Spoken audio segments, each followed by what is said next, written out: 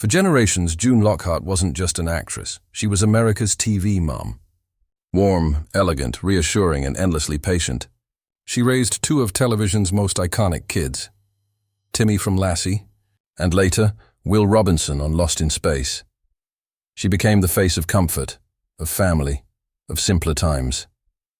But while the world adored her, June's real life was far more dramatic than anyone watching their TV sets ever imagined. Today, at 100 years old, June Lockhart has lived through more Hollywood history than almost any living star. She survived personal heartbreaks, career battles, and health scares. She's seen fame come and go, and come back again in ways she never expected. And yet, against all odds, she has remained strong, sharp, and spirited. Not fragile, not forgotten, but quietly legendary. So what really happened to June Lockhart? How did she navigate Hollywood as a young woman in a ruthless era? What sacrifices did she make to become the mother of American television? And how has she managed to stay so vibrant at 100 when so many of her peers were lost to time? Sit back, because June Lockhart's life isn't just impressive.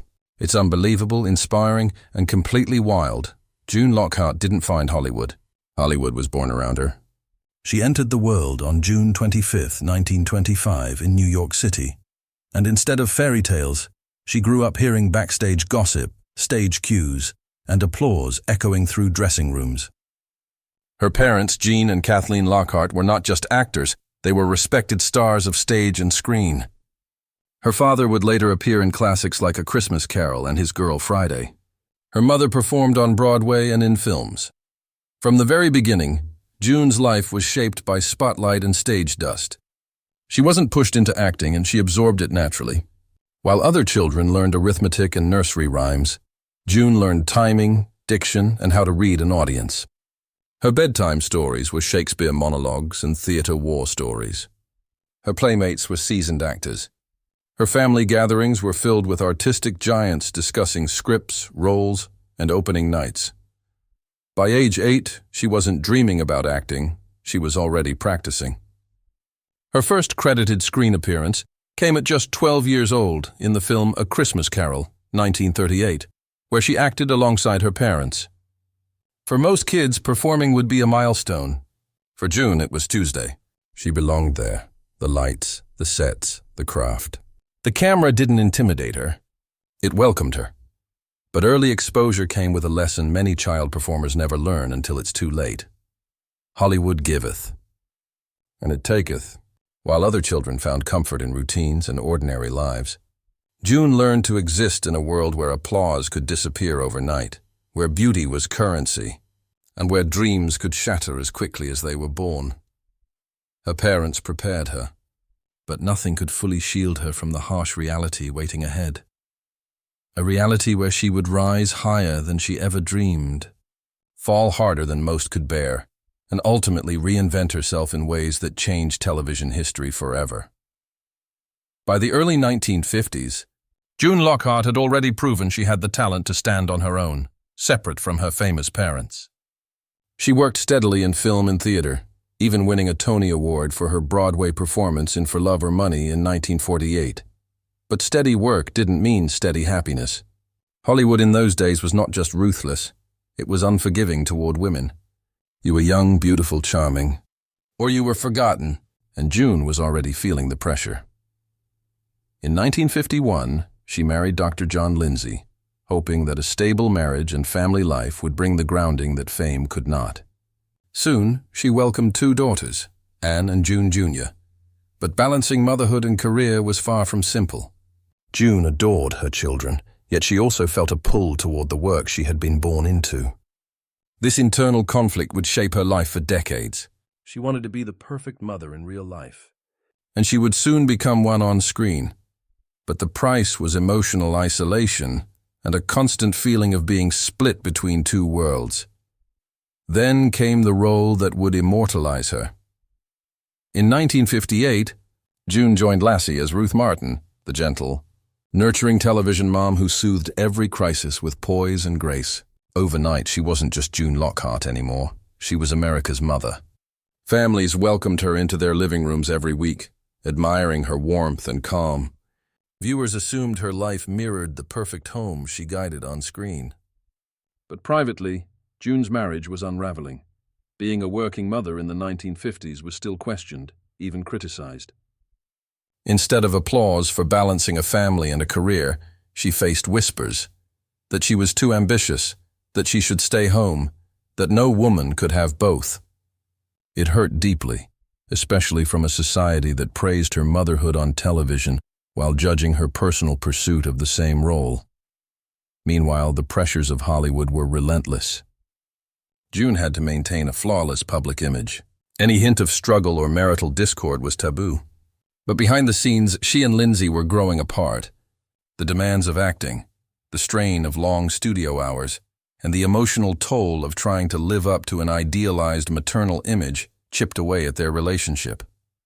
By the early 1960s, their marriage ended. June never let the world see her heartbreak. She had her daughters to protect and a reputation to uphold, so she did what strong women of her generation always did. She smiled, she worked harder, and she carried on. Lassie wasn't just a job, it was her refuge. The set was filled with laughter, warmth, and family values she craved. And yet, even there, June stood as a lone trailblazer. In an industry not built to support working mothers, she silently bore the weight of countless women who came after her. She would later say that being on Lassie taught her more about motherhood than anything else, not because she played a mother, but because she learned how desperately she needed to survive both worlds, even when one was breaking. When Lassie ended for June Lockhart in 1964, many predicted her gentle, motherly screen image would fade with it. Hollywood, after all, moved quickly. Women of a certain age were quietly pushed aside, replaced by the next young face. But June? She didn't retreat. She evolved. In 1965, she stepped into a role no one expected, Dr. Maureen Robinson in Lost in Space. Gone was the traditional apron and pearl television mother. Instead, she was a brilliant, supportive, future-thinking family matriarch in outer space, decades ahead of her time. June wasn't just playing a mom anymore. She was playing a scientist, a leader, a woman with authority and intellect on equal footing with the men on the ship. For girls growing up in the 1960s, June Lockhart didn't just represent comfort, she represented possibility. Behind the scenes, June was thriving in a new chapter of life. She married again to architect John Maloney, seeking peace and partnership after the turbulence of her first marriage.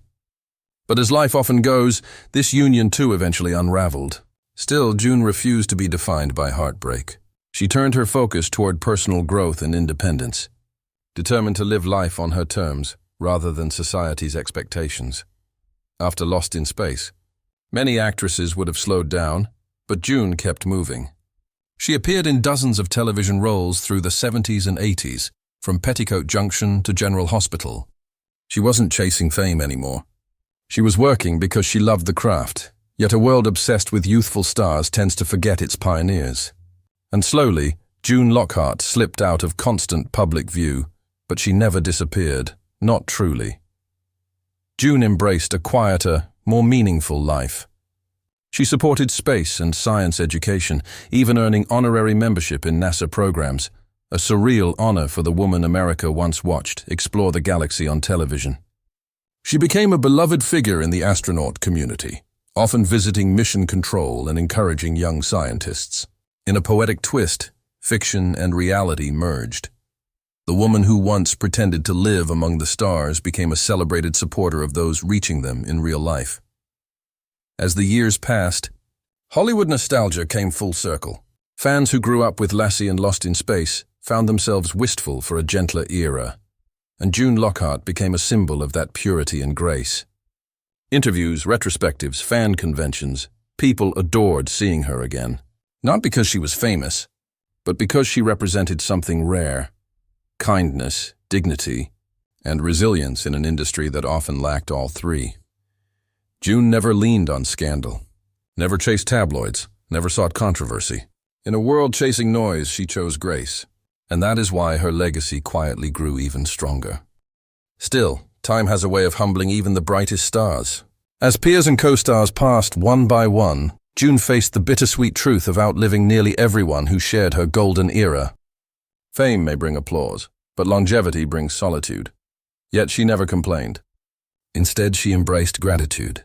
When asked in later years how she felt being remembered so fondly, she replied simply, "I have lived a lucky life, a century of triumphs, heartbreaks, reinventions, and legacy, and not once did she let bitterness take root." Her story is not one of tragedy, but of quiet strength. She didn't just survive Hollywood, she outlasted it. Reaching 100 years old is a triumph few ever experience. For June Lockhart, it is not just a milestone. It is the final act of a life that has spanned eras, generations, and revolutions in entertainment. Born in the age of silent cinema, she lived to see streaming platforms, space travel, smartphones, and a world more connected than her childhood imagination could have ever pictured backstage at a New York theater. But longevity, for all its beauty, comes with shadows. In her later years, June faced the most difficult reality any centenarian must confront, outliving almost everyone you love. Her parents, her co-stars, her peers, her friends, all gone. Many of the fans who watched her raise Timmy on Lassie grew old themselves and passed on. Time moved forward, gently but relentlessly. Yet even as the world changed around her, June held on to the values that made her beloved: grace, humor, and warmth. She cherished her children and grandchildren, who grew to understand what millions of Americans always knew. June Lockhart was not just a television mom. She was a true matriarch. In private, June dealt with health battles and the emotional weight that comes with age. Her public appearances became rarer, not from fading relevance, but because time, with all its victories, claims its quiet toll. Still, whenever she did appear, at tributes, interviews, nostalgic reunions, her presence lit up rooms. People didn't see frailty. They saw a living memory of a kinder era, standing before them with a smile that had comforted generations. Her legacy stretches far beyond the screen. For millions, she represented the ideal mother figure: patient, smart, steady, safe. In a world filled with anxiety and uncertainty, June gave audiences something priceless: peace. Through two iconic roles, she comforted the American household in two very different cultural moments: the traditional 1950s with Lassie, and the forward-looking space-age optimism of the 1960s with Lost in Space. Off-screen, her legacy deepens. She inspired aspiring actresses, working mothers, and young dreamers who saw in her a woman who didn't give up when the spotlight dimmed. She simply carried her light into new places. Her connection to NASA and her genuine passion for science made her not just a performer, but a cultural bridge between imagination and innovation.